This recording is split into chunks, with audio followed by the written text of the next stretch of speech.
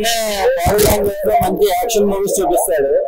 ఈ సినిమాలో వైజయంతి క్యారెక్టర్ లో విజయశాంతి గారిని తీసుకుంటాం మూలంగా సెంటిమెంట్ ప్రకారంగా తల్లికి ఏమి ఇచ్చామనే దానికన్నా సొసైటీకి ఏమి ఇచ్చామనేది మంచి మెసేజ్ అనేది పవర్ ప్యాక్డ్ యాక్షన్ మూవీతో వన్ టైం తగ్గట్టుగా మొత్తం పోలీస్ నేపథ్యం తల్లి నేపథ్యం బోర్ అనిపించలేదు.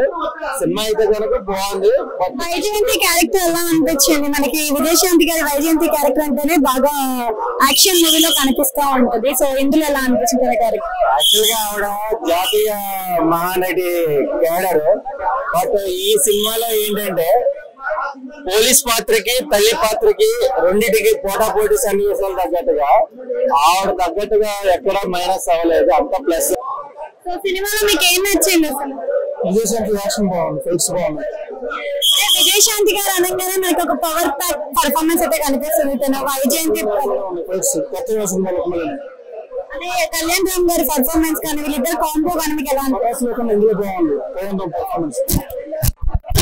కళ్యాణ్ రామ్ గారికి కరెక్ట్ హిట్ లేదు, దీంతో హిట్ పడే అవకాశం ఉన్నట్టు. బింబిసారా తర్వాత ఇదే హిట్, బింబిసారా తర్వాత ఇదే హిట్ అనుకోవచ్చా మరి మనకి కళ్యాణ్ రామ్?